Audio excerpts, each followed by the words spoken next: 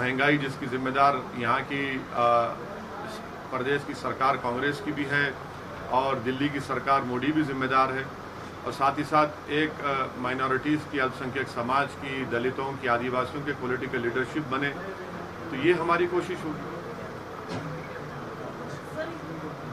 अगर आपकी कोई भी मेंबर्स जीतते हैं तो आप किस पार्टी को सपोर्ट करेंगे?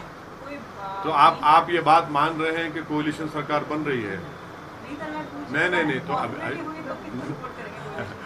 जब उस वक्त आएगा उस वक्त तय करके आपको बताएंगे मैडम। अभी तो हमारी पूरी कोशिश ये है कि हमारी पार्टी को मजबूत किया जाए, पार्टी के संगठन को और मजबूत किया जाए, अहम जिम्मेदार लोगों से मुलाकात हो और ये तैयारी चलती रहे। सर 17 तारीख को हैदराबाद में काफ़ी घटना करनी होने वाली। आपने अमित शाह जी को एक लेटर भी लिखा है कि राष्ट्रीय एकता दिवस मनाया जाए, लेकिन वो तो मुक्ति दिवस मना रहे हैं। ठीक है, हम तो उनको लिखे हैं क्योंकि भारत सरकार पहली मर्तबा मोदी की हुकूमत 17 सितंबर के दिन उसको सेलिब्रेट कर रही है, तो हमने कहा कि आप उसको इंटीग्रेशन डे के तौर पर मनाइए। इंटीग्रेशन एक प्रॉपर वर्ड होगा, अब वो उसको माने हैं या नहीं माने हैं वो उनके ऊपर मुनस्सिर है, मगर एक बात समझने की ज़रूरत है कि जब हैदराबाद की लड़ाई लड़ी जा रही थी तो उस वक्त आरएसएस कहीं पर नहीं थी, दूर दूर तक नहीं थी आरएसएस, कहीं पर नहीं थी आरएसएस ना। अब जैसा आज हैदराबाद का जो इलाका है वो कर्नाटक में भी है, महाराष्ट्र में भी है, बाद में उसको लैंग्वेज की बुनियाद पर स्टेट्स बनाए गए, जब तो थे ही नहीं ये लोग। तो हर चीज़ को इनको अप्रोप्रिएट करना क्योंकि इनके पास कोई है ही नहीं, तो इसलिए बेचारे कोशिश करते रहते हैं। नरसंहार को वो लोग हाइप करना चाहते हैं। किसको? बहरानपल्ली में जो 1948 को। देखिए, मैं आपको जब प्रेस कॉन्फ्रेंस करके हमने ऐलान किया था उस वक्त मैंने कहा था कि पंडित सुंदरलाल की एक रिपोर्ट है, जब हैदराबाद में इंडियन आर्मी आई थी, उसको पुलिस एक्शन कहना भी गलत है, जब इंडियन आर्मी आई थी तो बाहर का कोई आदमी अंदर दाखिल नहीं हो सकता था। तो उस वक्त के प्रधानमंत्री और उस वक्त के होम मिनिस्टर और डिप्टी होम मिनिस्टर और कैबिनेट की तरफ से पंडित सुंदरलाल को यह कहा गया कि आप हैदराबाद और उन इलाकों में जाइए। तो उन्होंने अपनी रिपोर्ट में ये कहा कि 16 डिस्ट्रिक्ट का उन्होंने विज़िट किया और उनके विज़िट के दौरान जनरल जे.एन. चौधरी साहब भी साथ थे जो आर्मी के हेड थे, और उन्होंने अपनी रिपोर्ट में कहा कि उस वक्त हैदराबाद में 20 से 40 हज़ार लोगों का कत्ल हुआ है, उनको मारा गया है। और उन्होंने कई जगह जाकर एविडेंस भी ली, कई जगह जाकर पंडित सुंदरलाल ने लोगों को अमन से रहने की, भाईचारगी पैदा करने की बात की और उन डिस्ट्रिक्ट्स का भी जिक्र किया। और वो रिपोर्ट आज भी दिल्ली के नेहरू मेमोरियल में मौजूद है। उस रिपोर्ट का जिक्र जब इंदिरा गांधी प्रधानमंत्री थी, राज्यसभा में उसका जिक्र किया गया था और इंदिरा गांधी ने आकर कहा था ये रिपोर्ट के ताल्लुक से ज़्यादा बात नहीं करना बेहतर होगा। तो सच्चाई ये है, और वो पंडित सुंदरलाल की रिपोर्ट है। और पंडित सुंदरलाल उस वक्त के बहुत बड़े नेता थे, बहुत बड़े क्रेडिबल नेता थे, बड़ी उनकी माने इज्जत की निगाहों से उनको देखा जाता। पंडित सुंदरलाल, खाजी अब्दुल गफ्फार, ये सब लोग जाकर विजिट करके रिपोर्ट दी गई थी भारत सरकार को। आपकी पार्टी के साथ आम आदमी पार्टी ने भी राजस्थान में एंट्री की है, मुझे लगता है कि बीजेपी, कांग्रेस और आम आदमी पार्टी में कितना कॉम्पिटिशन आपको मिलेगा? कितना कंपटीशन? तो देखिए, अभी हमारा प्रेस कॉन्फ्रेंस शुरू करने से पहले आप लोग माइक लगाने में ही कंपटीशन कर रहे थे। तो कंपटीशन जिंदगी की हकीकत है, उसमें कंपटीशन होना चाहिए, क्यों नहीं होना? और कंपटीशन होगा, बिल्कुल होगा, हम तैयार हैं उस कंपटीशन के लिए। उसी कंपटीशन में जीतने के लिए हम आए हैं और आते रहेंगे। अभी खाली है प्रेस कॉन्फ्रेंस, खाली नहीं है क्या? प्रदेश कार्यकारिणी का अभी तक डिक्लेरेशन नहीं हुआ, जिसकी वजह से डिस्ट्रिक्ट के अंदर भी आपकी कोई कार्यकारिणी ना हो चुका है, हो रहा है और आइंदा भी होगा। आप बिल्कुल मुतमईन रहिए। वैसे साहब, पश्चिम बंगाल में आप लड़ लिए, उत्तर प्रदेश में लड़ लिए, लेकिन AIMIM को वो सफलता नहीं मिल पाई, जबकि मुस्लिम वोट बैंक राजस्थान की तुलना में बहुत ज़्यादा है। तो ऐसे में राजस्थान में आपको क्या ऐसा लगता है कि आपकी पार्टी की यहाँ देखिए, आप देश में ये अवेयरनेस पैदा हो चुका है कि भाई हमने इनको वोट देकर अपना ही नुकसान कर लिया, क्योंकि कोई आवाज़ उठाने वाला नहीं है, कोई नाइंसाफ़ी के खिलाफ बोलने वाला नहीं है। अब जैसा मिसाल के तौर पर मदरसों को, मस्जिदों को इलाहाबाद में बुलडोज़र लगाया गया, कभी रिएक्ट नहीं किए। तो लोग देख रहे हैं। जहाँ तक वेस्ट बंगाल का सवाल है, वो 6 सीट खड़े, और वहाँ पर भी आप देख रहे हैं कि क्या हो रहा है। वहाँ पर बंगाल में आप देख रहे हैं क्या हो रहा है, बिहार में आप देख रहे हैं क्या हो रहा है कि बिहार में सिवान में एक 8 साल के बच्चे को नीतीश कुमार की सरकार, जिसमें राजद भी है, कांग्रेस भी है, ए भाई बीच में मत बोलिए, 8 साल का एक लड़के को आपने गिरफ्तार कर लिया। पिछले 5 दिन से उसकी माँ बेचैन है, अपने बेटे के लिए जुदा कर दिया आपने। सवाल ये पैदा होता है कि ये जो अपने आप को सेकुलर कहते हैं, जो और हमको गाली देते हैं, आज वो खामोश क्यों है? आज खामोश क्यों है? भाई मदरसों पे सर्वे हो रहा है, खामोश क्यों है? बोलिए ना।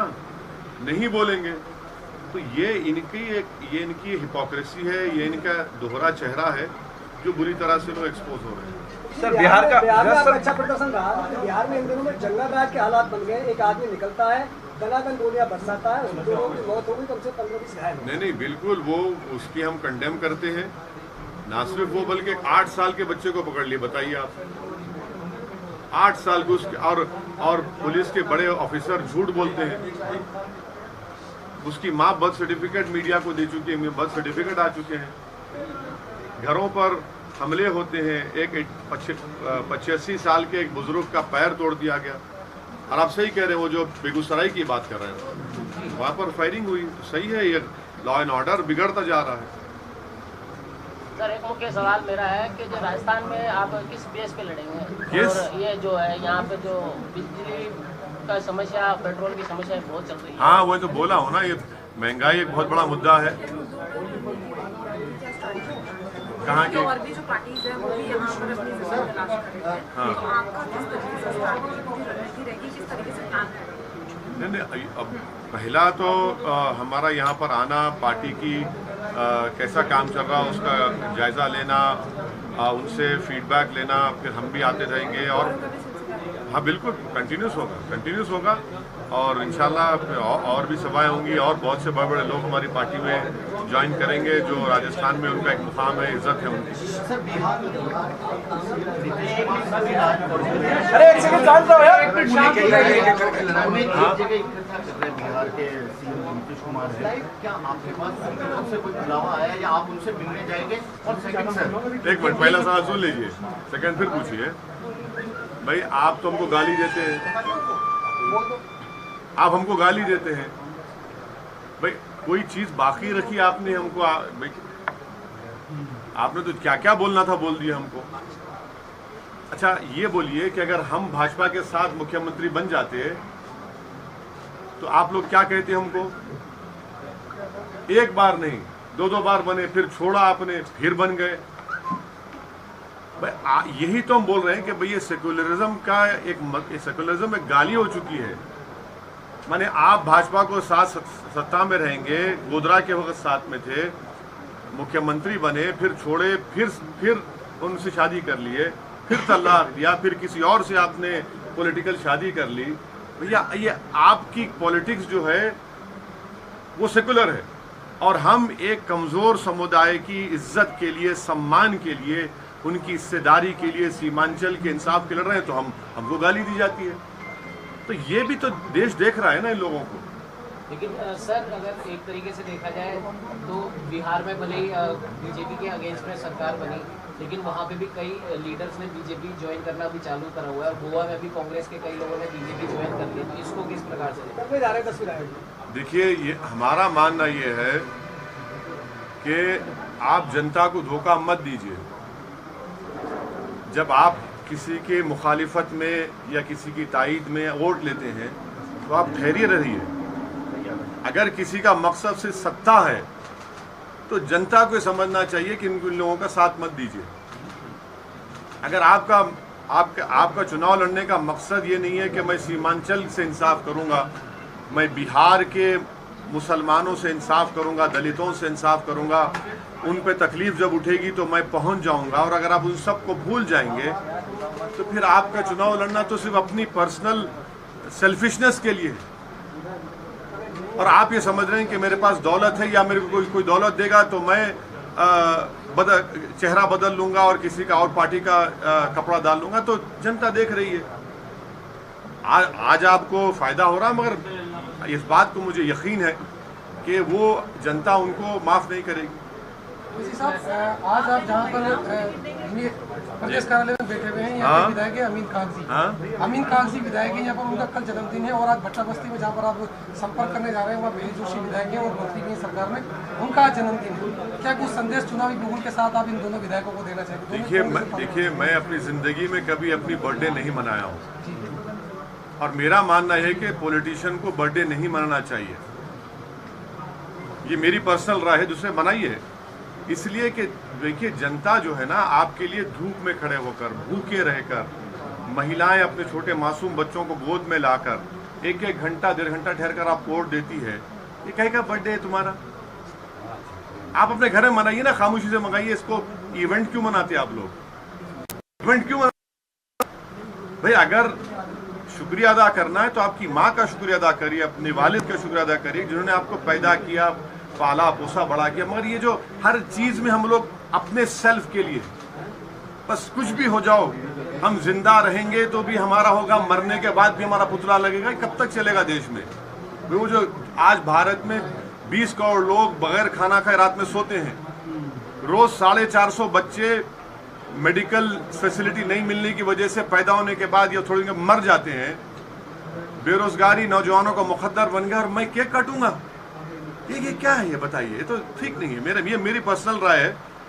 मेरे पार्टी में भी लोग मनाते, मगर मेरी पर्सनल राय आपको बता रहा हूँ। सर, मोदी जी चीतों के साथ मना रहे हैं, तो उस पे आप? मोदी जी चीतों के साथ? हाँ? चीते से लाए गए। देखिए, वो सही आपने कहा है। मोदी जी से जब बेरोजगारी का बात होता तो चीते को पीछे छोड़ देते तेज भागने में। मोदी जी से पूछेंगे चीन हमारी जमीन पर कब्जा करके बैठा, तो मोदी जी चीते से ज्यादा तेज चले जाएंगे, चीन नहीं बोलेंगे। मोदी जी से बोलेंगे पेट्रोल डीजल इतना महंगा होगा तो चीते को भी डिफीट कर देना, तेज चले जाएंगे। तो उनकी तेजी इन मामलों में बड़ी है। हम उनसे कह रहे हैं कि थोड़ा रुकिए, आराम से चलिए, बताइए देश को कि चीन से आपने कहा कि चीन पीछे हट रहा है। भाई कहाँ हट रहा है चीन? डेप्सांग डेमचाक में तो चीन बैठा हुआ है। हाँ, 50,000 हमारी फौज, उनकी फौज खड़ी हुई है, तो इस पे बात ही नहीं करते। तो बहुत अच्छा है। अब वो मैंने चीता भी देख कर, मैंने ये लेटर वेन में कह रहा हूँ, वरना फिर यूएपीए ना लग जाए मुझके ऊपर, क्योंकि मन की बात में प्रधानमंत्री ने कहा कि ह्यूमर होना चाहिए पॉलिटिक्स में। हम ये देख रहे हैं कि चीता भी मोदी जी की रफ्तार नहीं ला सकेगा, माने उनके बोलने में और उनकी खामोशी में, वो बहुत तेज है। तो अच्छा है चीता लाए हैं। हमारे एनवायरमेंट मिनिस्टर का भूपेंद्र यादव साहब का शुक्रिया अदा करता हूँ, और उम्मीद करते कि चीता भारत में वो जो लाए वो जिंदा रहे, क्योंकि वो वाइल्ड, उसको बहुत माने ज़मीन की ज़रूरत पड़ती है। अच्छा है, मगर ये लाइटर वेन में आपसे कहूँ, उसको आप हेडलाइन मत बनाइए। एक लास्ट क्वेश्चन ये है कि आपको लगता है नीतीश कुमार अपने मकसद में कामयाब होंगे, खासतौर पर मोदी जी के सामने? हम नीतीश कुमार से कह रहे हैं कि आप अपने मकसद में कामयाब होते नहीं होते हमको उससे मतलब नहीं है। आप उस 8 साल के बच्चे को अपनी माँ से मिलाइए, सोचिए, वो भी बाप हैं कि एक 8 साल का बच्चा अपनी माँ के बगैर रह सकता है? भाई आप सत्ता में है, एक 8 साल एक माँ की तकलीफ को क्यों नहीं समझ रहे आप? अभी आप जो करते करिए ना, मगर एक 8 साल के बच्चे को तो अपनी माँ से जुदा मत करिए खुदा के लिए। ये कौन सा जुल्म है आपका? ये भाई हर आदमी तो साहिब औलाद है, आपकी औलाद, सबकी औलाद है। क्या कोई 8 साल का बच्चा अपनी माँ के बगैर रह सकता है? ये हम कहना चाह रहे हैं उनसे। वो कामयाब होते नहीं होते वो बाद में देखा जाएगा, मगर वो तो इस नाकाम साबित हुए, क्योंकि उन्होंने एक बच्चे को, 8 साल के बच्चे को अपनी माँ से जुदा कर दिया, उसमें तो नाकाम साबित हुए। सर, राजस्थान में जिस तरीके से आपकी पार्टी काम कर रही है, फोकस आपका अगले विधानसभा चुनाव पर है ही, लेकिन सबसे बड़ी चीज़ ये है कि आपके अलावा पार्टी में जो फेस होंगे वो राजस्थान की दूसरी पार्टी से आए हुए लोग भी हो सकते हैं। जिस तरीके से सचिन पायलट पर डोरा डालने का काम आम आदमी पार्टी कर रही है, सचिन पायलट खुद की पार्टी में प्रताड़ित हैं, तो आप भी उस ट्रैक पे जाएंगे? उस ट्रैक पे कहाँ जाएंगे हम? उनके पास तो जूते चप्पल फेंके जा रहे हैं, उनके पास तो कहा जा रहा है कि सीएम जिंदाबाद से हटकर कोई दूसरा नारा लगाएंगे तो देख लिया जाएगा। फिर कोई कह रहा है कि अगर मैं लड़ने पे आऊंगा तो कोई नहीं रहेगा। वो उनको वारों को भाई, हमको नहीं, हम नहीं कर सकते। कहाँ, ये तो वो कांग्रेस पार्टी। ऐसे में सचिन पायलट को आपकी क्या सलाह? हाँ, ऐसे में आप, मैं कौन होता हूँ उनको सलाह देने के लिए? वो क्या मुझसे पूछकर दिल्ली लेकर आए थे अपने विधायकों को? है क्या बात है? इस तरह तो नहीं कहना चाहिए। आप हमारा क्या ताल्लुक? आपकी पार्टी से कितनी महिलाओं को खड़ा करेंगे राजस्थान से? और दूसरा हिजाब का जो मामला चल रहा है उसको लेकर के क्या कहना चाहिए? लगातार चल रहा है। देखिए, महिला कैंडिडेट बराबर होंगी, आप मुतमईन रहिए।